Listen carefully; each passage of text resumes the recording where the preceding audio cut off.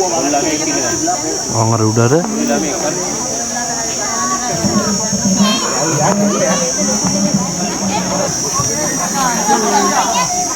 මේ දැඩි බෑවුමක් එක්ක ඒ කියන්නේ හරියට නිකන් කෙලින් වගේ තමයි මේ පියගඩපල හදලා තියෙන්නේ මේ දකින්න පැරණි ගල්ගාමා විදාවේ නටබුන්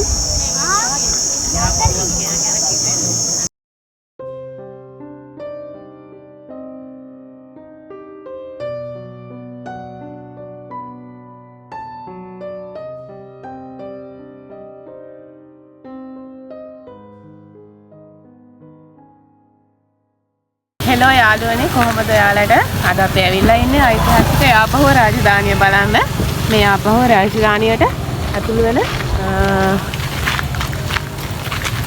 මාර්ගයේ බලකොටුවට ඇතුළු වෙන මාර්ගයේ හරිය තමයි අපි ඉන්නේ මේ තේන්නේ දියාගලක් මෙච්චර රාජධානියක් කොට ඇතුළු ශ්‍රී දළදා වහන්සේ සම්පත් කරලා තිබුණා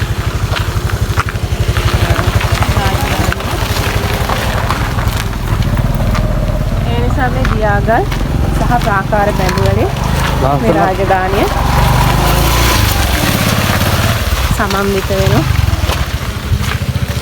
යාපහුව රාජධානිය ශ්‍රී ලංකාවේ රාජධානියක් බවට පත් වුණේ ක්‍රිස්තු වර්ෂ 13 වන සියවසේදී. පළමු වන බෝනකබාහු රජතුමාගේ පාලන සමයේදී යාපහුව රාජධානිය ප්‍රධාන මධ්‍යස්ථානයක් බවට පත් වුණා. ඒ කාලයේ රටේ දේශපාලනික තත්ත්වයක් එක්ක ආරක්ෂාව ඉතාමත් වැදගත් වුණා.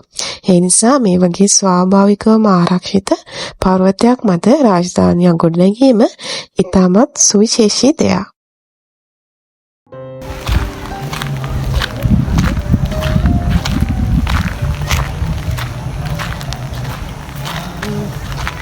අපි දැන් මේ ඉන්නේ ඓතිහාසික යාපහුව රාජධානියේ යාපහුව බලකොටුවේ මේක බලකොටුවක්ද? ඔව්. මේක තමයි දියගල් තිබෙන්නේ.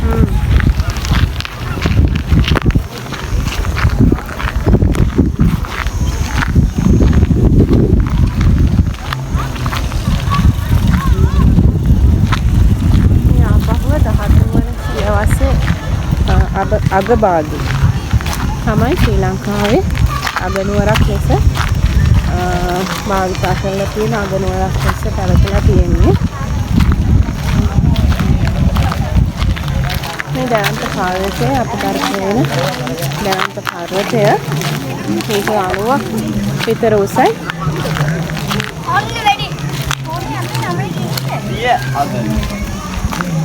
මේ පාවත් ආපහු නැවතත් දියාගලක් තියෙනවා.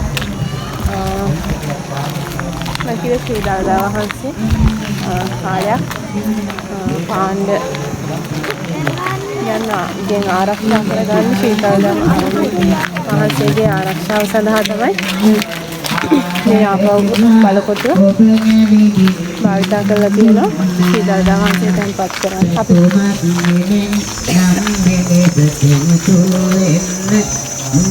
ඥාති සමදෙන නිවනට යන්න.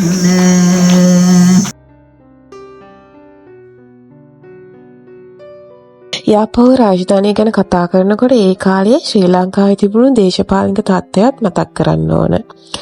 පොළොන්නරුව රාජධානියෙන් පස්සේ රටේ දේශපාලනික බලය ස්ථාවරව එකම ස්ථානයක පැවතුනේ නැහැ. ඒ නිසා රාජධානි කීපයක් මාරුවට ඇතුළෙමින් රටේ බලය සහ ආරක්ෂාව වෙනුවෙන් සුදුසු ස්ථාන සොයා ගැනීම රජවරුන්ට ඉතා වැදගත් වුණා.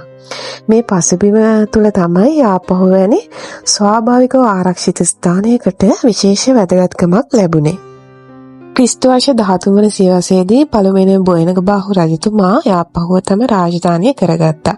රජතුමාගේ ප්‍රධාන අරමුණක් වුණේ රටේ රාජකීය බලය සහ බුදුදහමේ වැදගත්ම සංකේතයක් වුණු ශ්‍රී දළදා වහන්සේ ආරක්ෂා කර ගැනීම. ඒ නිසා යාපහුව කියන්නේ නිකම්ම පර්වතයක් මත ගොඩනැගුණු නගරයක් නෙමෙයි. ඒක ඒ කාලේ රාජ්‍ය පාලනයේ ආරක්ෂාව සහ ආගමික වැදගත්කම එකට එකතු වුණු ස්ථානයක්. යාපහුව ඉතිහාසයේ ඉතාම වැදගත්ම පරිච්ඡේදයක් තමයි ශ්‍රී දළදා වහන්සේ සමග තිබුණු සම්බන්ධතාවය. එවකට දළදා වහන්සේ රැක ගැනීම කියන්නේ ආගමික වගකීමක් විතරක් නෙවෙයි.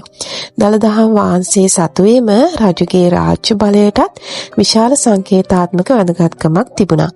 ඒ නිසා දළදා වහන්සේ යාපහුවේ ආරක්ෂිතව තැන්පත් කිරීමෙන් යාපහුවේ වැදගත්කම තවත් වැඩි වුණා.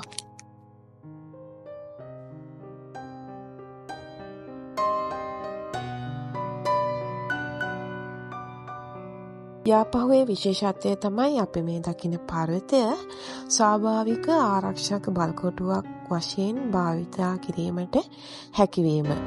පහළින් ඉහළට එන කෙනෙක්ට මේ පර්වතය තරණය කරන්න ඉතාම අපහසුයි. ඒ නිසා සතුරු ආක්‍රමණවලින් රාජධානිය ආරක්ෂා කර ගැනීමට යාපහුව ඉතා සුදුසු ස්ථානයක් වුණා. අද අපි මේ පඩිපෙළකින් සංචාරයක් විදිහට ඉහළට යනවා.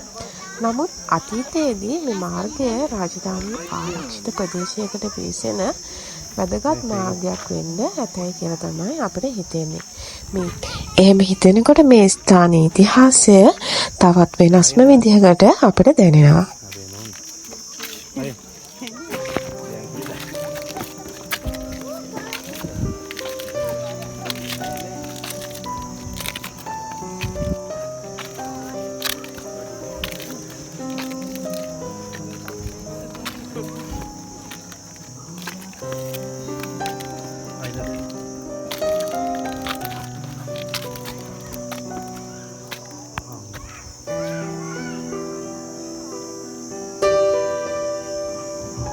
යාපහුවේ ගල් පඩිපෙළ අදත් මේ ස්ථානයේ තියෙන වඩාත්ම ආකර්ෂණීය නිර්මාණයක්.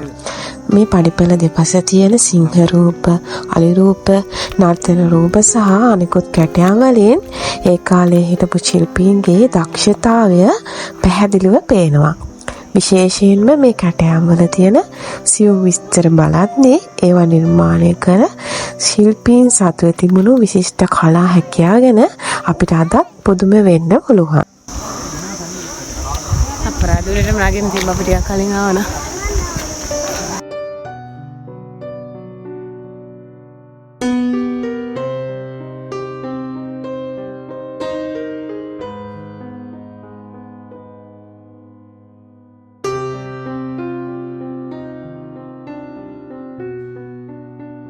අපි දැන් ඉන්නේ මේ යාපහුව රාජධානිය.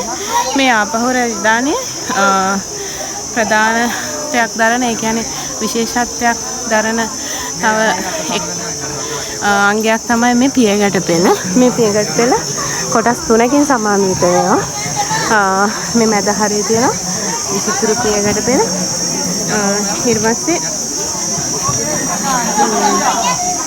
මේ දැඩි බෑවුමක් එක්ක, ඒ කියන්නේ හරියට නිකන් කෙලින් වගේ තමයි මේ පියගැට පෙළ හදලා තියෙන්නේ. මේක හේතුව තමයි මේ සතුරු ආක්‍රමණ වලින් ආරක්ෂා වෙන්න දැන් ශ්‍රී දළදා වහන්සේ තැන්පත් කරලා තිබුණානේ. එතකොට ඒ වගේම තව මෙතන තමයි, මෙතන උඩ තමයි ශ්‍රී දළදා වහන්සේ තැන්පත් කරලා තිබුණ දළදා මාලිගාව තියෙන්නේ. එතකොට මේ සතුරු ආක්‍රමණ වලින් ආරක්ෂා වෙන්න මේ පියගැට පෙළ මේ පන්තියෙන් වගේ හදලා තියෙනවා. ඔය තවටියක් ඉස්සර උඩට ගිහලා බලමු. මෙතන තමයි දළදා මාලිගාව තිබිලා තියෙන්නේ.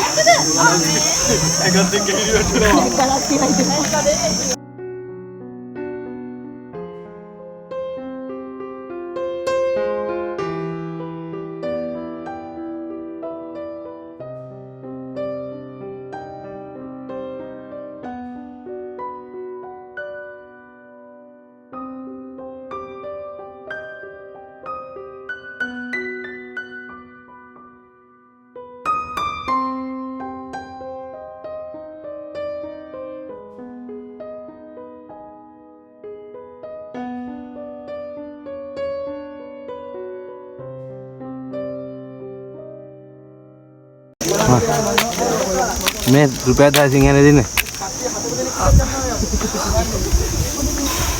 අපි මේ දකින්නේ මේ පැරණි 10 නෝට්ටුවේ තියෙන සිංහයාගේ ලාංඡනය.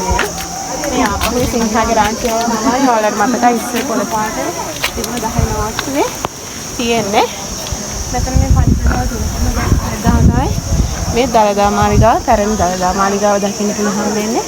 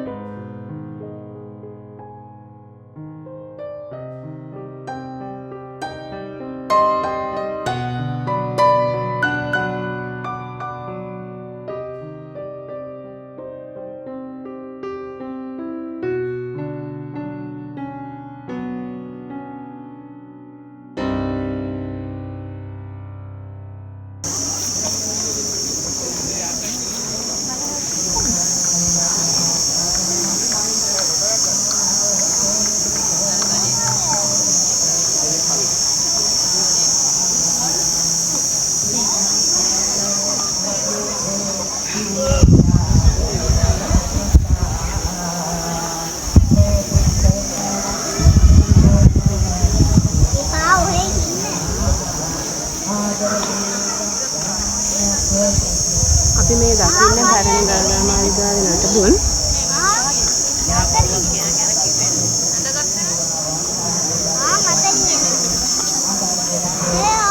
මේ වයාපහුව ගිරිදුර්ගය පිහිටලා තියෙන්නේ ශ්‍රී ලංකාවේ. අපි දෙන්න පුළුවන් අතන දළදාගම හන්දියෙන් කිලෝමීටර් 8මාරක්. නමුත් ඉතිහාසයේ හැම රාජධානියකටම වගේම ආපහුවටත් උදාවීමක් වගේම පරිහානියක් තිබුණා. පළමු වන බෝනක බාහු රජතුමාගෙන් පසුව දේශපාලනික බලය වෙනස් වෙමින් ගියා. පසුව ආපහුව රාජධානියක් ලෙස පැවති කාලය අවසන් වුණා. එතනින් පස්සේ රාජ්‍ය බලය වෙනත් ප්‍රදේශවලට මාරු වුණත් යාපහුවේ ඉතිරි වුණු මේ පුරාවිද්‍යාත්මක උරුමය අද දක්වාම අපේ ඉතිහාසය ගැන කතා කරනවා. අද අපි මෙතන දකින්නේ ගල් පඩි පෙළක්, පැරණි කැටයම් සහ පර්වතයක් විතරක් නෙමෙයි. මේ ගල් අතර සැඟවිලා තියෙන්නේ රජවරුන්ගේ කාලයේ කතාවක්. දළදා වහන්සේගේ කතාව. ආක්‍රමණ වලින් රට ආරක්ෂා කරගන්න උත්සාහ කරපු යුගයක කතාව. ඒ නිසා යාපහුවට එන එක කියන්නේ තවත් සංචාරයක් විතරක් නෙමෙයි. අපේ අතීතයේ එක්ක මොහොතකට ජීවත් වෙන මොහොතක්.